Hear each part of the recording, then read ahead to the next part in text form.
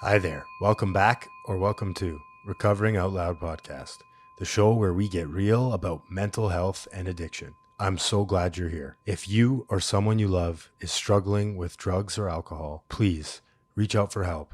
Send me a message on all social media platforms at Recovering Out Loud Pod or by email at recoveringoutloudpod@gmail.com. You are no longer alone.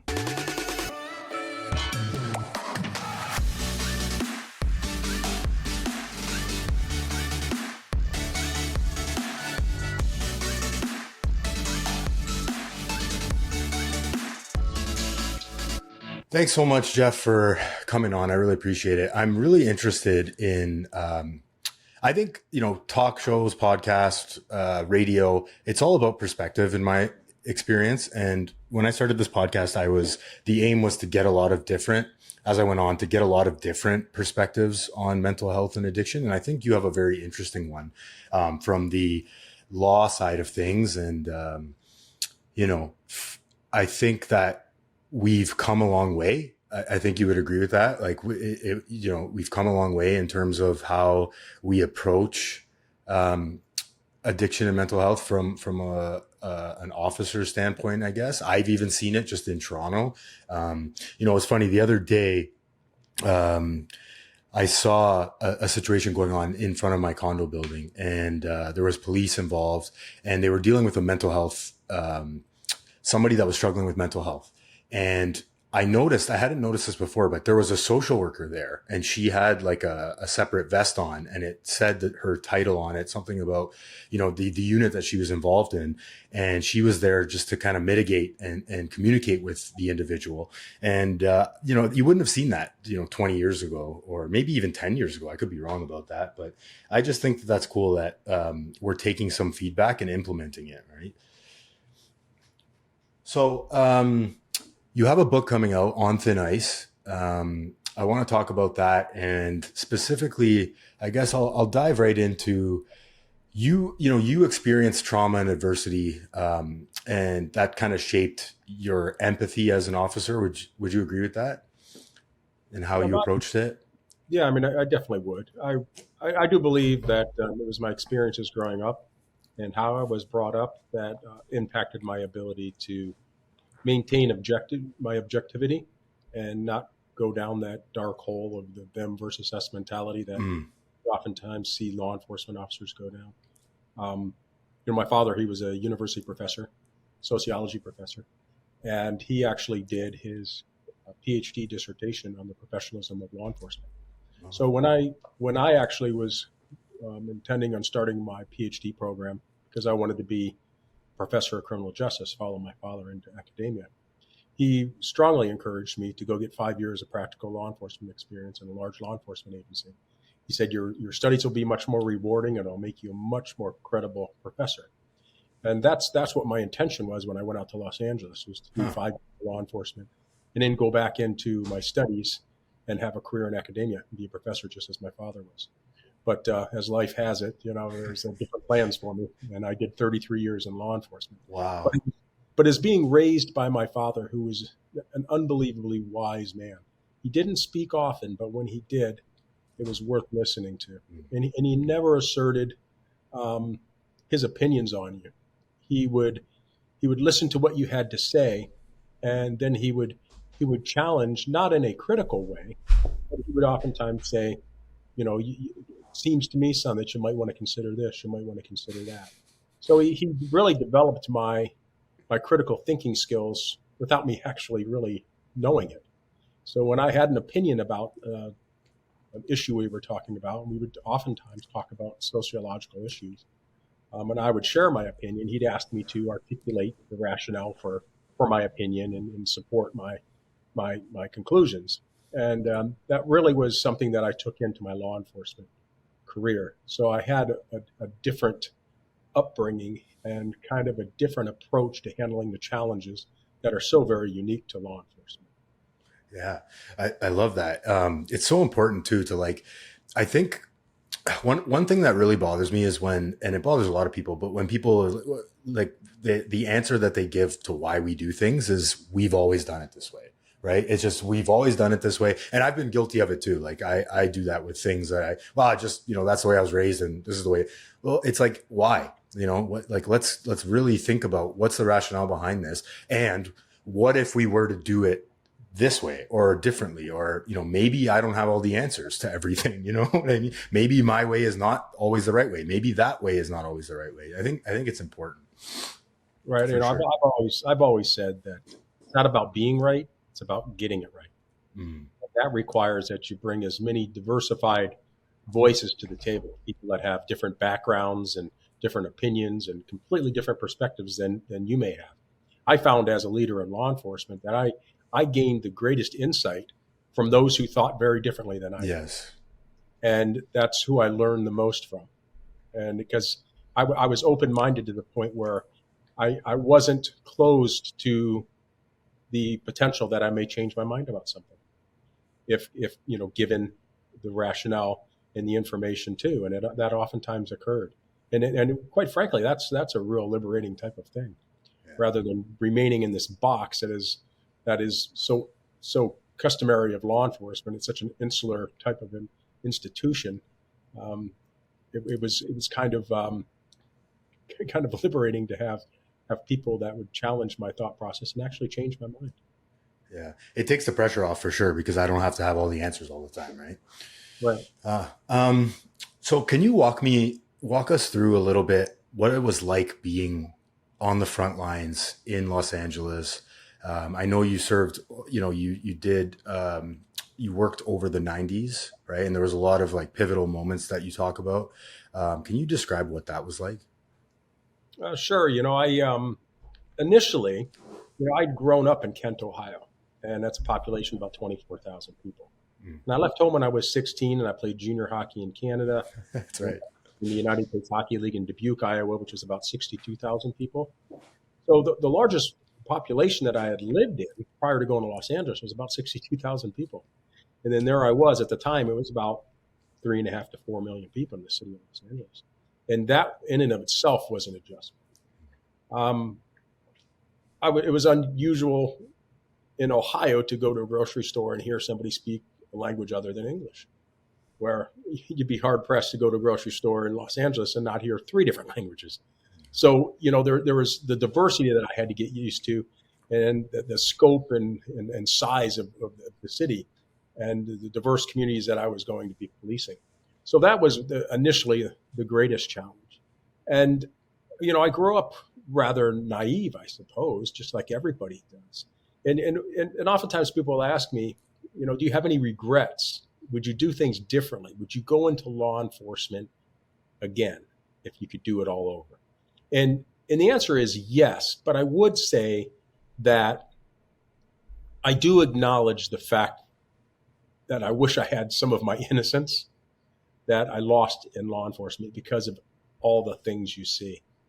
And over time, I kind of equate it to having a cup of coffee and it just gets full and you can't fit any more in the cup. And that's when you start having problems, and you get overwhelmed with some sense of like sadness.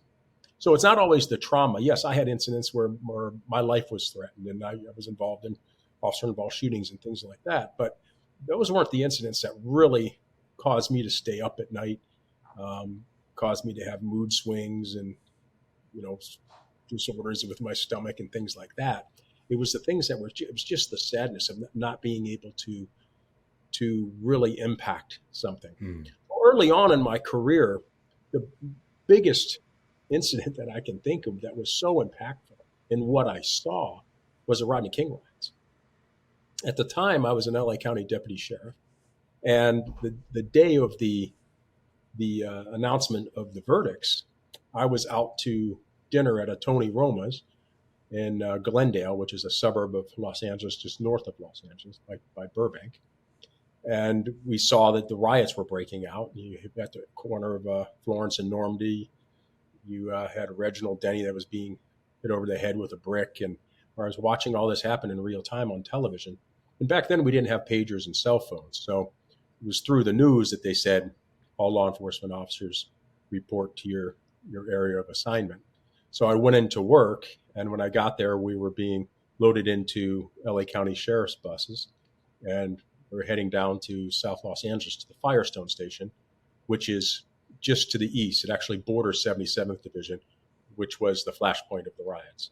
And I was down there for the 6 days of those riots. And things that I saw, it really was eye opening.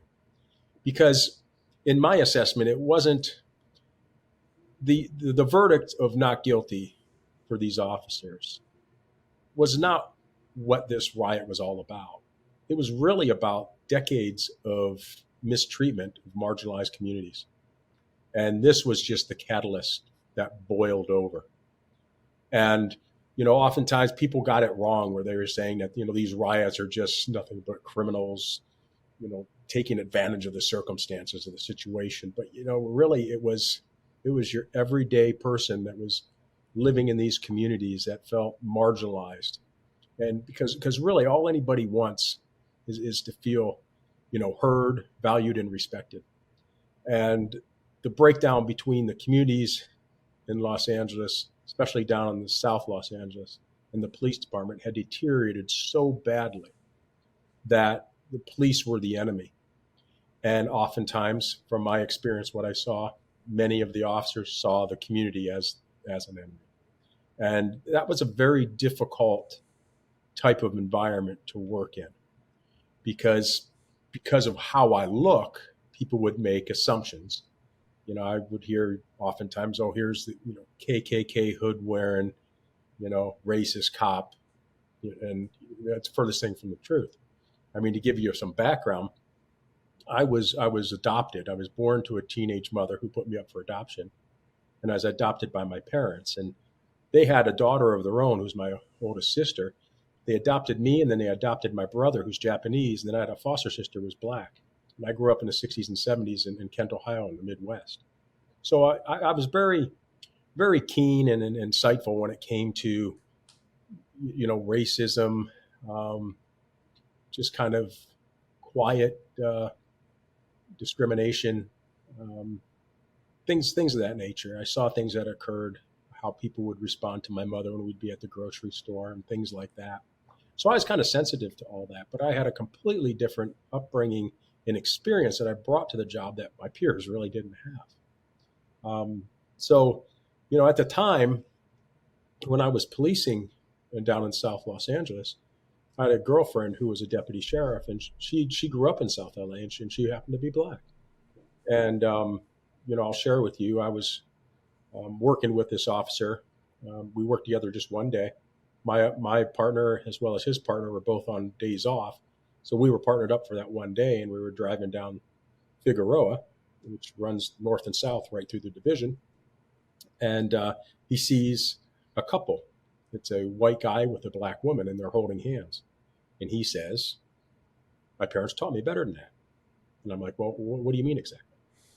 And he said, "My parents taught me not to have sex with animals." And this was about a year after the riots. I'm sitting there going, have we not learned anything? Yeah. Because the reality is that people's attitudes and beliefs impact their judgments and their decisions, which therefore is your actions and your behaviors. So, this is what the problem was. So I was early on in my career, I saw that we not only had the challenge of working in a very violent society and communities in Los Angeles, but you had this rot within the organization that actually brought true a lot of what the community members were saying. And you often heard it in the lyrics of, rappers' songs. And, initially I would defend the law enforcement against those lyrics that were hateful towards law enforcement. But as I was on the job longer and longer, I saw that there was some credibility to what they were saying. And that's not to say that law enforcement officers are racist. That's not to say that the vast majority of law enforcement officers aren't wonderful people with the most appropriate motivations. That's what I truly believe. The problem is that in law enforcement, we allow this subculture to exist. And it's unfortunately part of the policing environment. And I don't think it's specific to the United States either. I think it happens here as well.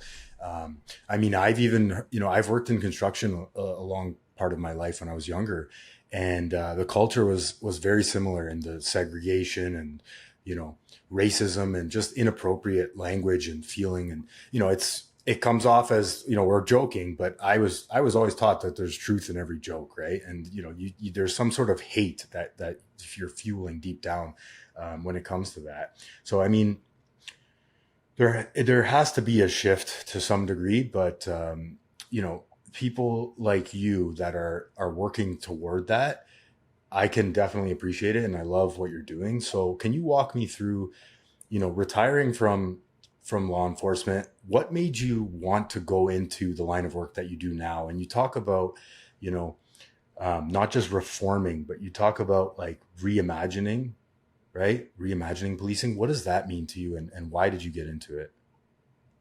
Well, I served for 33 years. Initially, I did 3 years with the LA County Sheriff's Department before I lateraled over to LAPD, and I did just over 30 years with the LAPD. And during that time, I had a very unique career. I worked down in South LA as a young police officer. I was a training officer in just west of downtown Los Angeles. And I worked the Elite Metropolitan Division, which is like the special forces department, the K9 and the SWAT and all that. So, I got expertise in crowd management and control and dignitary protection. Anytime the president, vice president, first lady, or any head of state came to the city of Los Angeles, we'd work with the Secret Service or the State Department and work those types of details. And then from there, I made sergeant. I went to Rampart Division. And this was right after the Rampart scandal, the Rafael Perez scandal. He was assigned to Rampart and worked Crash, which was the gang unit. And these officers were committing bank robberies off duty. They were stealing pounds of cocaine out of evidence lockup and selling it on the streets for personal financial gain. They were involved in officer-involved shootings while on duty and planning guns to justify the shootings. And we're talking about the most corrupt activities law enforcement could ever be involved in. And I was selected when I made sergeant to go to Rampart. And they were putting into brand new leadership teams, and I was a member of that. And while I was there, they then selected me to be the new officer in charge of the gang enforcement detail. Crash had been disbanded because of the problems citywide, and they created this new structure and model for gang enforcement through the gang enforcement detail, where you had a direct line of chain of command to the captain of the areas. And I was the officer in charge of that unit. So for 3 years, I worked in that unit, completely restructuring and redesigning the entire culture and the mindset of the personnel. And we had different measures of effectiveness that were very unique. We weren't worried about how many felony arrests we were making and those sorts of things. It was about arrests that were strong arrests. So I looked at filing rates, conviction rates, amount of time of convictions, that type of thing, because that was what was going to actually impact lowering violent gang crime. There's a dime a dozen of felony arrests you can make that are related to gangsters, but they're not necessarily going to make an impact in the reduction of the crime, because for every guy you arrest, there's 2 or 3 guys to replace them. So I changed that entire model on how we did things, and that became the model to be exemplified. And we were recognized as, got the meritorious unit citation, and we were recognized for that. So at this time, Chief William Bratton, who had been the police commissioner for NYPD prior to coming to LAPD, he was the chief of police, and I went to go work for him after I did my 3 years running the gang unit. And there, what I did was I briefed him and wrote all of his rationale for the adjudication of officer-involved shootings and lethal force cases that were ultimately submitted to the Honorable Board of Police Commissioners, who are the ultimate adjudicators of those cases. And then after that, I did that for about 3 years. And then I went and became the officer in charge of the detective entity that investigates all officer-involved shootings and lethal force cases. So I had my hands in over 700 cases, and I got a great deal of background and expertise in all of these areas. You'd be hard pressed to find somebody that had such a diversified type of career and experiences that I had. So with that experience, I thought, what a waste. You don't just work your career and it's over. It is actually just beginning, because it's with that experience that I can parlay that into effective change. And that's what motivated me first to start my company. I'm the founder and CEO of Law Enforcement Consultants, where we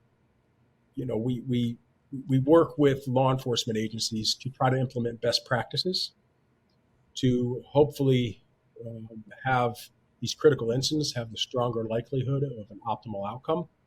It helps reduce liability, and it helps with the efficiency of the operations in law enforcement organizations. So that's the type of consulting that I do, as well as with my background in use of force. I have myself and a whole team of experts that handle police use of force cases throughout the country. So that's what I do with that company. But my book, On Thin Ice, it's all about my personal background, which I spoke a bit about, which is quite unique, and then my professional experiences, my practical insights into what I believe are the types of things that we need to have implemented for law enforcement to be successful moving forward. Now, the On Thin Ice, there's kind of two reasons I chose that. One is because I was an elite hockey player, and the experience of being a hockey player impacted how I viewed my law enforcement career. But also, in my estimation, law enforcement is on thin ice. And I love law enforcement. I bleed blue. And I want law enforcement to take the reins and control the narrative and to move forward through their own changes rather than having things imposed on them. And that's what this is really all about. So it's about, I don't for a minute think that I have all the answers. It's about creating the dialogue, the important dialogue, where we're honest about where we've been, where we are, and where we need to get. And it's about, like I said earlier, bringing in those diverse opinions and inviting all kinds of different perspectives to the table when you're dealing with making decisions on how to address many of these issues that modern policing is being faced with. Yeah. Yeah. And so I want to talk about your, speaking of perspectives and getting other, sort of views and models of how people are doing things. I want to jump into you going overseas to look at different sort of law enforcement agencies and how they handled policing and mental health and addiction. But before that, I want to know, like, just for me personally, like, what does, you come in as a rookie cop in LA, just because you know more about that, I would imagine. What does the mental health and addiction training look like? Like, how do they teach, or how did they teach officers to handle those situations when mental health is involved, when addiction is involved? Well, when I first got on the job, that wasn't even spoken. Yeah. It just wasn't. And, now, yes, they have made some progress. However, I will tell you this, that culture eats training for lunch. Mm. What I mean by that, it doesn't matter what they train you. It doesn't matter what policies and procedures they have in place. If the culture of the organization is not aligned with that, people are going to be driven by what the culture is. And unfortunately, there is no alignment. Like for the city of Los Angeles, they do have a behavioral science services where you can go and see somebody and deal with some issues you may have. Now, the reality is this.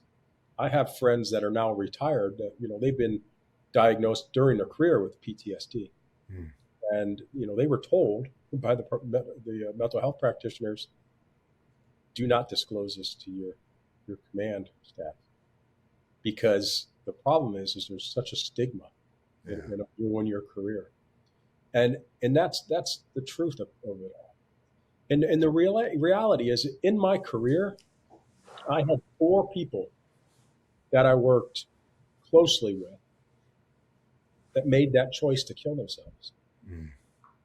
And that's not unusual. I mean, cops kill themselves at a rate 2 to 3 times more than the general population.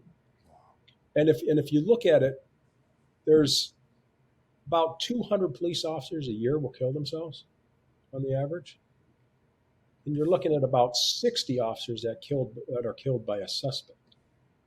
Wow. So, what I mean, so we'll spend all this time training and to address violence out on the street to protect ourselves from violent criminals, which is something we need to do. But at the rate that we're losing officers to suicide, let me tell you, we're certainly not doing enough. Yeah. And it's because the reality is they're exposed to the trauma every day. And it's the chronic stress, always being up in that orange or red zone. Yeah. And it's the stigma that I just spoke about that's associated with it. The access to guns, where they have immediate access to those to guns, where in a moment they may make that decision.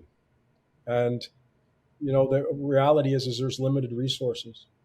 The 70% of American law enforcement agencies police communities of 10,000 or less. They really don't have the resources for those officers. I had a great benefit of being in Los Angeles, where we did have behavioral science services. So you could go see and talk to somebody if you wanted to. But at the end of the day, the vast majority of the law enforcement agencies, where there's 18,000 plus here in the United States, don't have those resources for their officers, at least to the point where, in regards to the stigma, they feel comfortable going into help. And then so then what do we do in law enforcement? I got to tell you, I can't tell you how many people I know in law enforcement, they're alcoholics, because that's their answer. Because we see things on a regular basis that human beings, no matter how tough you are or how resilient you may be, we're not designed to process all of it. So the cultural thing in law enforcement is to drink it away. Yeah. And let's go to the bar. Let's, whatever. And so then what happens when I was in the police academy, they told us the three things that'll get you in trouble. It's booze, broads, and bills. Those are the three things that'll get you in trouble. And they're really all circular at the end of the day. Because if you start drinking, then you're going to have problems with your relationships. Mm-hmm. And if you have problems with your relationships, you're going to have issues with your finances, especially if you end up going through a divorce and you have children, you're paying child support. You start having to work off duty to make ends meet, and you have just unmanageable life. And unfortunately, this happens to all too many officers. I got to tell you, I can't even tell you. There's always a trailer parked up at the police academy where an officer was living because they couldn't afford an apartment. Wow. And you'd see officers living in the bunk rooms in the stations, where they'd work their watch and they'd go and they'd sleep in the bunk room, and they lived there. That's where they lived because of their circumstances at home, going through a divorce or what have you, or they couldn't afford a rent.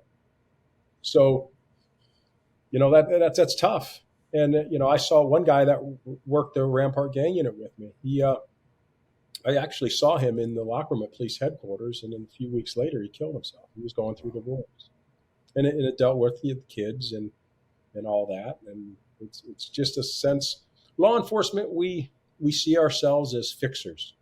We're supposed to help people and be problem solvers, but then our lives fall apart, and we don't know how to help ourselves.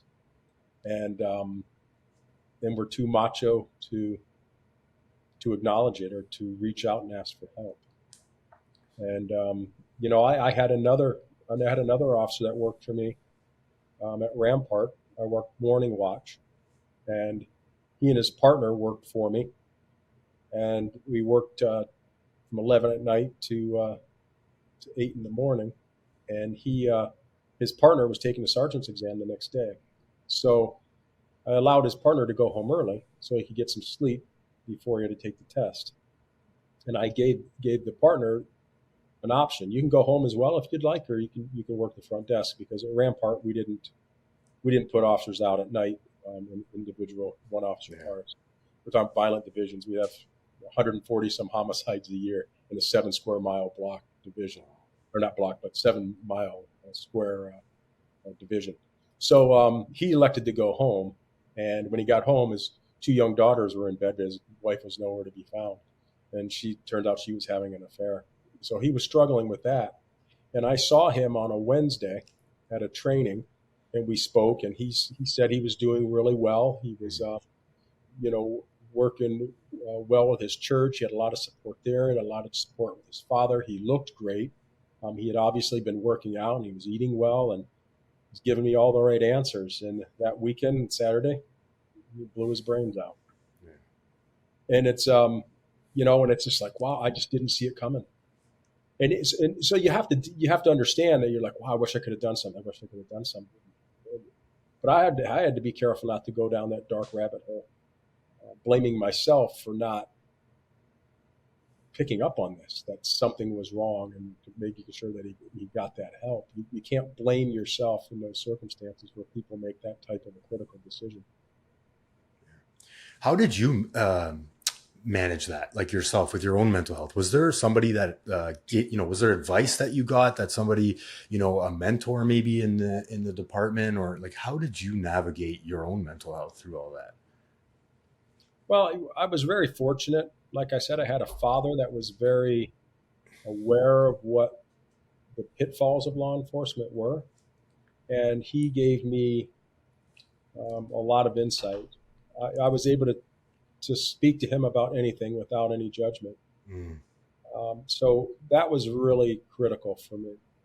But from a personal standpoint, I really made an effort to spend my time away from work with people that were not in law enforcement. I felt it was really important to be around people that had a completely different perspective than the people I was around every day. Yeah. I also was very, active in physical fitness and off-duty stuff. My parents were very civically minded. My mother, she was a president of League of Women Voters back in the 70s. She was a city councilwoman. Both my parents, they were the co-founders of the Kent Environmental Council. They raised me to recognize that life was larger than myself, and that it's about not what you can do for yourself, but what are you doing to impact your community in a positive way. So I focused on that. I was a big brother in the Big Brothers of Los Angeles program. I was the captain of the LAPD hockey team, and we made an effort to play a lot of celebrity charity hockey games. There was actually a Hollywood celebrity hockey team. A lot of the celebrities. Cuba Gooding Jr. played. Oh, wow. There's a lot of guys. But we would raise money for like Make-A-Wish Foundation, and these children that were terminally ill, they would come in, and we'd give them a jersey and sign sticks and things. And granted, they didn't have much time left on this earth, but to see the smiles and the opportunity for them to interact with us in the way that they were allowed to in that environment really, really felt rewarding. So it was. I made sure that I was doing things that were positive for other people's lives, which in turn made me feel good about myself. Yeah. And it was very different than the hours that I spent in a patrol car handling, see the man, see the woman radio calls. Because the reality is this: people don't call the police because they want to see you. You're going into a toxic scenario, and you're expected to figure it out. And I've always said, I used to say this all the time, that the greatest actors aren't in Hollywood. They're in a badge and uniform. You have to go into every scenario and read it very quickly and determine who you have to be to resolve it in the most appropriate manner. So that in and of itself can be quite stressful. Because, everybody wants to use the benefit of hindsight being 2020, but at the end of the day, you oftentimes have split seconds to make decisions in rapidly unfolding tactical scenarios, which can forever impact you. The reality is that, like I spoke to my background with force, 36% of officer-involved shootings involve somebody that's suffering a mental health crisis. Yeah, 36%. Wow. Yeah, 36%. That's quite a lot. So you're talking about, on the average per year, law enforcement officers in the United States kill by firearms about 1,050 people on the average. So if you take 1/3 of that, it's about 380 people a year that their lives are being taken primarily because they're suffering a mental health crisis. And now that's talking about the officer-involved shootings that actually someone is struck and killed. There's an estimated additional 2,500 to 3,000 officer-involved shootings where the injury is not fatal or the shooting does not result in any hits. So if you look at that data, about 1/3 of all officer-involved shootings are lethal. Wow.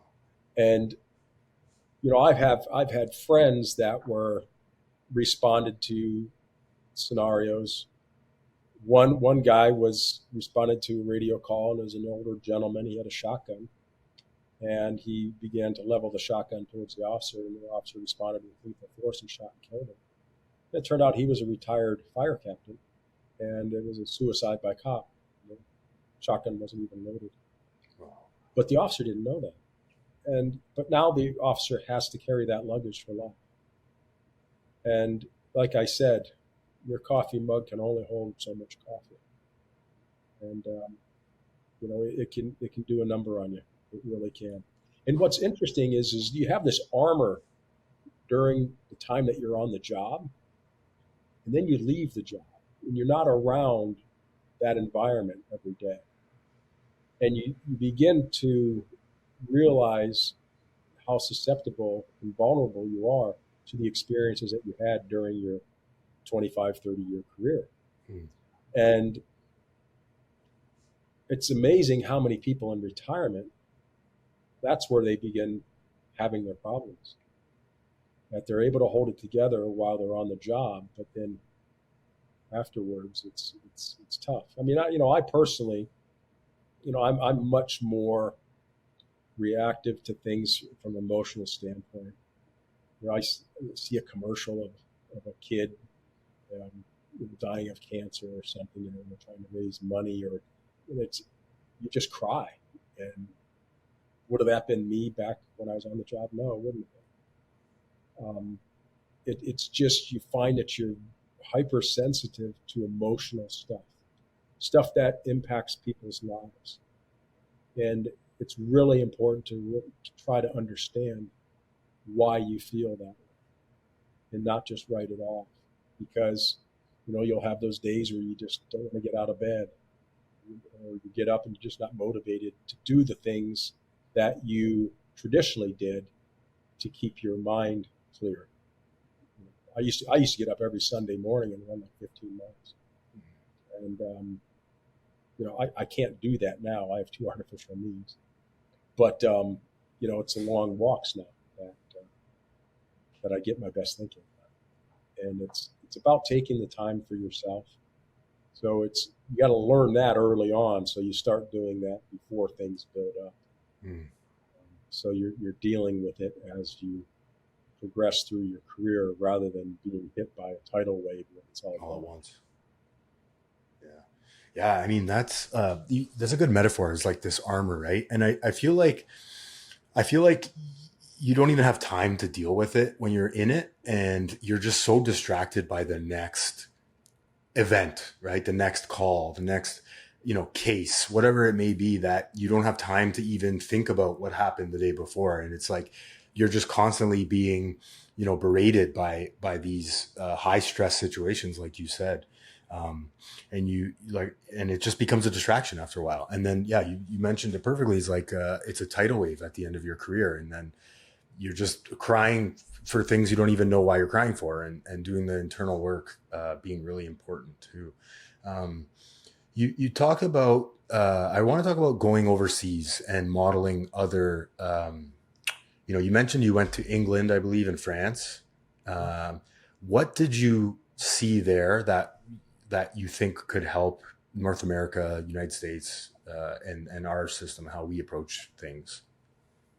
Well, the one thing that we do here in the United States, I don't know if people really realize it, but when it comes to hiring police officers, we don't have a selection process. We have a Mm, deselection. So as long as you don't have a criminal record and your finances are in order, you got a decent chance of getting hired. Where it's much different over there. The entire mindset is different, and it's not always about. People always say, "Well, it's about who we hire." Yeah, I would suggest that part of it has to do with who you hire, but that can be resolved by how you hire. And like I said, here in the States, it's a deselection process. Over there, they they oftentimes, if you look like the Nordic countries, they go through a 2 and 3 year university level undergraduate program wow. during their training before they even hit the streets as a police officer. And during that time, they're being continually evaluated. They haven't been selected for the position yet. You're selected when you're finally done with your training. So what they're evaluating is how open are you to the training that you're receiving? Do you have the characteristics that just about anybody would agree are characteristics that you'd want to see in a law enforcement officer? Do you have critical thinking skills? Do you have moral reasoning? Do you have self-awareness? Are you a problem solver? All of those sorts of things are being evaluated the entire time. So when it's all said and done, you're taking the people that have demonstrated that they possess the characteristics that we know law enforcement officers need to be successful. I mean, you equate it to professional athletics. Yeah. You were If you were to have to blindly draft people, or you took them based on a deselection process rather than a selection process, you probably wouldn't have a very good team. Yeah. Yeah. And that's really what we do here in the United States is, and it's unfortunate because they talk about all these vacancies that need to be filled and that people are leaving law enforcement at unprecedented rates, and they're just lowering standards. And you even see Dallas PD, they lifted their academic requirement. They used to require 45 college hours credit to be hired on the department, and they're removing that. And it's interesting because that's completely in conflict to what all the research demonstrates. The research demonstrates that officers that have a 4 year degree or better have 40% less incidents of use of force. Hmm. I mean, that's significant. Yeah. And so to not take that into consideration and factor that into your hiring process, to me, it's kind of negligent. The research is there. That's not my opinion. Not only do you have less force incidents, but you have fewer uh, complaints against you, and you tend to be a better problem solver and act more appropriately under critical circumstances. That's the research. It's not my opinion. Um, so it's at the end of the day, we in America need to follow what the research actually tells us. What does the empirical evidence tell us? And then we have to model our systems behind that. And really, if you look at these organizations, it's not like a them versus us, where it's a sworn personnel and then you have a civilian. The civilian is incorporated into the organization. There should be civilian command staff officers that have the same level of authority as other deputy chiefs and things of that nature. Because to think that we are going to find within our ranks people that have the same level of expertise in particular areas is naive. Mm. At least most agencies, like the LAPD, you can get hired with a GED, and that's not. That's not a great foundation to start with and in a career. And if you're going to be recruiting from people that have that level at the very beginning, to what extent does your organization value education to begin with? And are they then going to encourage you to continue with your education? And unfortunately, the opportunities that you do have, you go to these schools, and I actually took part in it, where you go, but you're just there with cops, other police officers. You don't have any diversity of thoughts. You start having groupthink when you have these discussions about issues and things. So you're not getting the level of insight that you need to be, truly maximizing your academic experience. So, unfortunately, law enforcement's a little too insular here. The mindset's a bit different over there. They view law enforcement differently. They pay them well, and they train them well. And if you just look at the studies that they do as far as their favorability, cops are up there at the top of civil servants in regards to their favorability with the citizens that they serve. It's not the case here in the United States, but I would suggest it could be. We just need to make some changes. Yeah, 100%.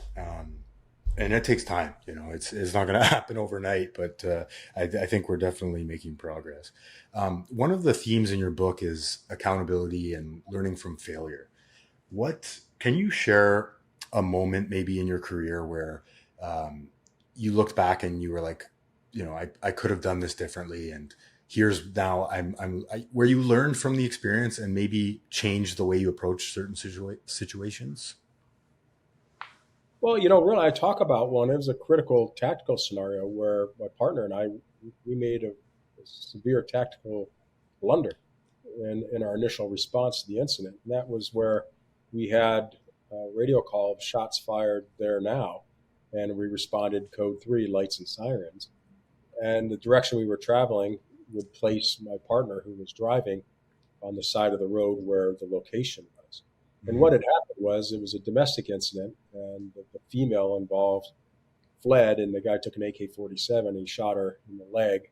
Oh. She had a compound fracture, and he drug her back up to the porch. And then he was sitting on the steps that led up to the upstairs unit of the duplex. They lived in the upstairs unit. And we pulled right in front of the location, which you just don't do. And it was like, for him, it was like shooting a fish in a barrel. And he opened up on us. And things could have ended tragically. But luckily for us, the air unit showed up. It's the police helicopter, which has sworn personnel in it. And the pilot actually was a Vietnam veteran pilot. And they saw the predicament we were in because he was approaching us. And he came down to about tree level. And the observer, who is the one not piloting, but the one that communicates with the officers on the ground, as well as controls the PA system, gets on the PA and gets the suspect's attention, who then started firing at them. And as they flew northbound away, he followed them up the driveway, which gave us an opportunity to redeploy and get out of there. He ultimately was shot and killed. But what that incident showed me was that you have to put tactics at the highest level of your priorities. And it's not just your tactics, but your knowledge of the job, knowledge of the law, your physical fitness level, everything has to be continually addressed to where you're not just competent, you have to be exceedingly proficient in everything that you do, or it could end up in a very tragic scenario for you. So it was just a split-second mistake that could have lost my life in my mid-20s. But fortunately, that didn't happen. But as a training officer, that was an experience that I shared, where hopefully my probationary officers that I was training could learn through my mistakes rather than having to make them themselves. But it really came from, it just really underscored how I viewed things to begin with. As a hockey player, you didn't achieve the level of hockey that I achieved by just giving 50% or 70%. You had to give 100% all the time, and you had to be committed and dedicated. And I can't think of a career that's more meaningful than law enforcement, that you have that same mindset, because you have to be able to perform. I've always said that we're not paid for what we do on a daily basis. Just about anybody can do that. You're paid for what, God forbid, you might have to do. And that's when you get these types of scenarios where it's a rapidly unfolding tactical scenario and you're making split-second decisions under immense stress. And if you're not prepared for that, then you're not earning your paycheck. Yeah, it's a stressful situation. I mean, yeah, thanks for sharing that. I mean, it really paints a picture. Yeah, and if anything could have happened differently in that situation, right? It's scary. What, Jeff? What's a vision, or maybe your vision, for how we can? I don't want to say the word break the stigma, but maybe lessen the stigma around, whether it's how we approach mental health situations or calls, and also like how a cop, how a law enforcement officer deals with his own mental health battle. What does that look like for you? Well, I think it's kind of interesting that they kind of go hand in hand, because Hmm. I don't care how tough you are or how tough you think you are, these incidents will weigh on you. And these incidents that I'm talking about, where somebody is shot and killed because they are behaving a certain way when they're suffering a mental health crisis or what have you, that then is going to, down the road, potentially become your mental health crisis Hmm. experience.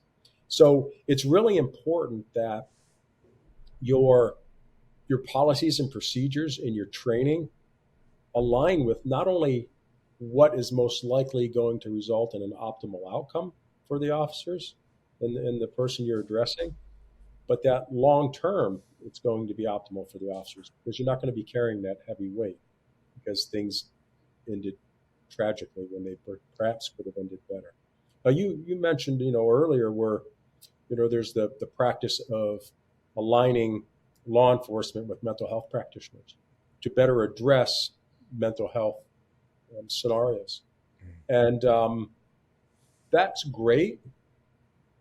The problem is it doesn't really work if the culture of the organization is not in line with the de-escalation training that you're receiving, Yeah. in line with the recommendations and the suggestions that you're getting from the mental health practitioners.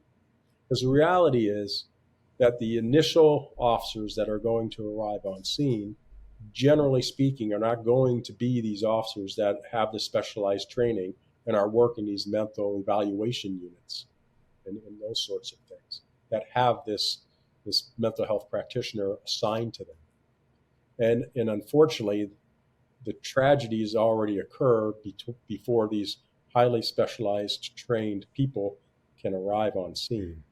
So we really need to work with that. If you look at the LAPD, it's been almost a couple decades since we had a mental evaluation unit and that we worked with mental health practitioners. But if you look at the data, about 36% of our officer involved shootings are still of people who are suffering mental health crisis. So although we're implementing these practices to help address and hopefully reduce these incidents and hopefully have a more optimal outcome, that's not actually what's occurring. And I would suggest it's because of the culture. I've seen this day and age people wear body worn video. Nearly all law enforcement officers wear it.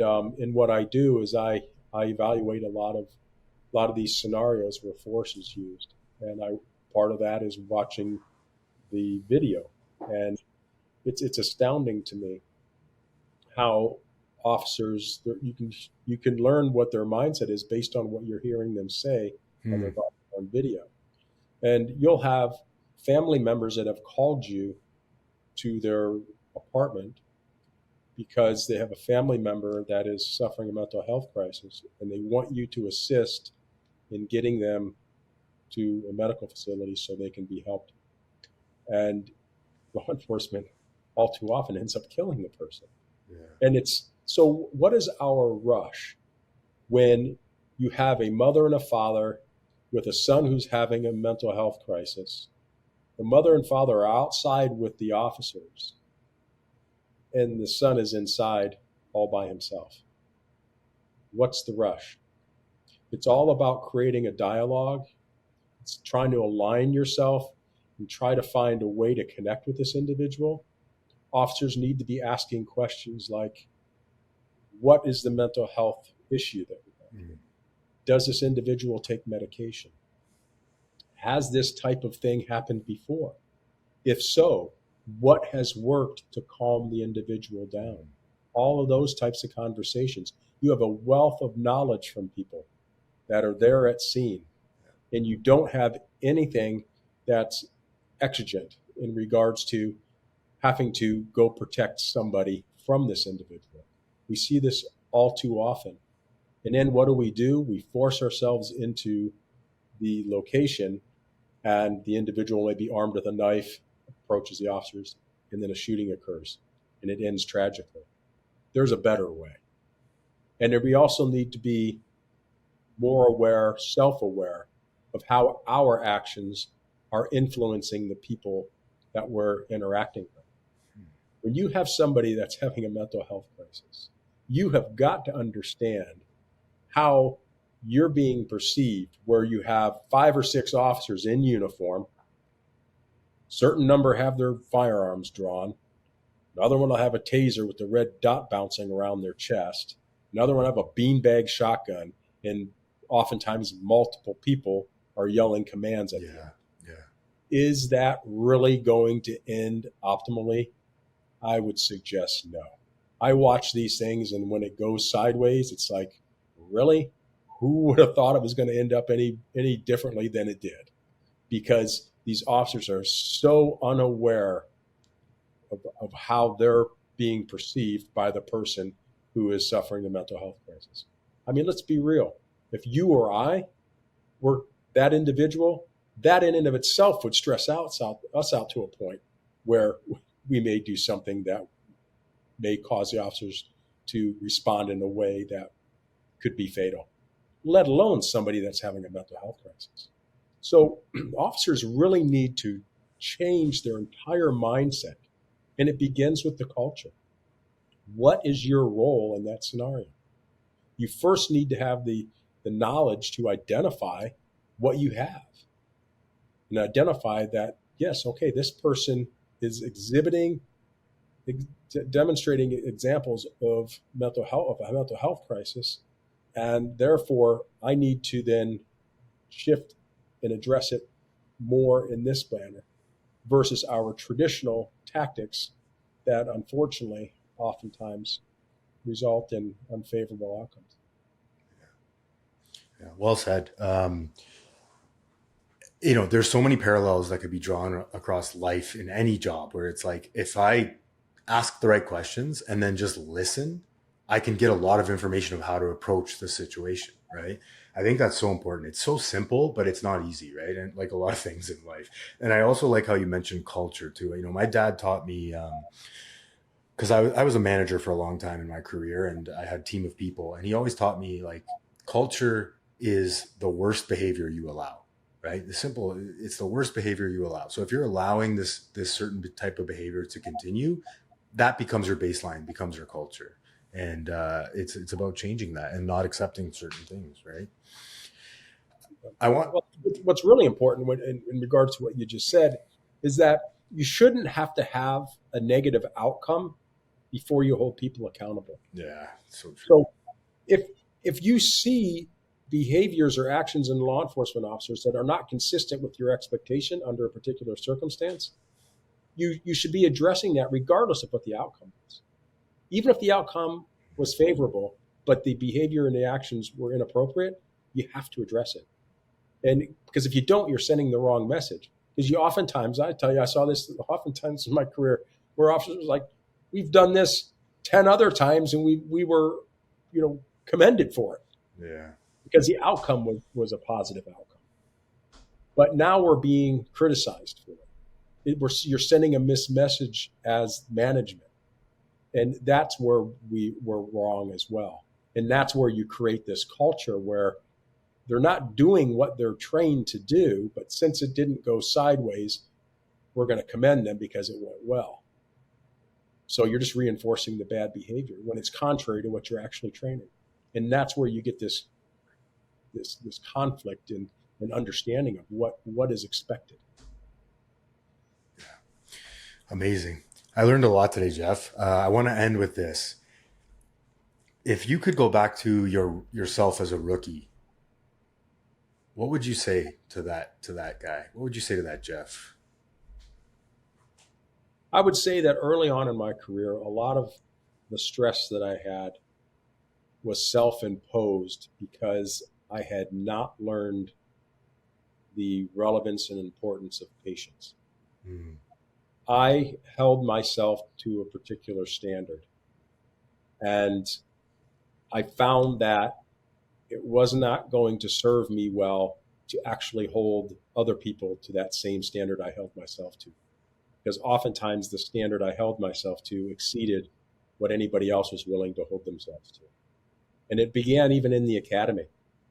You know, I was taught from my parents to do the best at everything you attempt to achieve. And I carried that into my hockey career and then subsequently into my law enforcement career. So when I was in the academy, when I studied for an examination, I wanted to get 100%. And I would get ridiculed. People would, what are you studying so much for? All you need is a 70% to pass. And I go, that's not how I view things. And I ended up graduating. We had 157 in the academy class and graduated 107. So about a third washed out. But I graduated with the highest academic score with a 98.7%. And then I was number 1 scores in physical fitness and number 2 in marksmanship. So I was actually what's called the honor recruit. My peers and the training staff voted for me to represent the academy class as the honor recruit, the number 1 recruit of the class. But in that, I saw how my commitment to excellence was not something that was shared by my peers. And that became a source of stress for me. And I then, I carried that same level of commitment and continued to see that wasn't shared by my peers. And I had to let that go. And I didn't really learn that until I became a sergeant. And I left the elite metropolitan division where that's the best of the LAPD. And now I'm back out in patrol supervising people that had less standards for themselves than what I was accustomed to. And it was really stressful for me. And I had to learn about patience. And that's not only the case in my law enforcement career, but now as a father with a 14-year-old son, it's all about patience. You cannot be good at what you do if you don't have patience. Love it. Thanks so much, Jeff. I appreciate you, man. Thank you. Thanks for listening. Please help us grow the channel and like, share, and subscribe for more content. The discussions and stories shared on this podcast are for informational and motivational purposes only. This content is not a substitute for professional medical advice, addiction treatment, or therapy. If you or someone you know is struggling with addiction, please consult a licensed physician, addiction specialist, or mental health professional. You are no longer alone.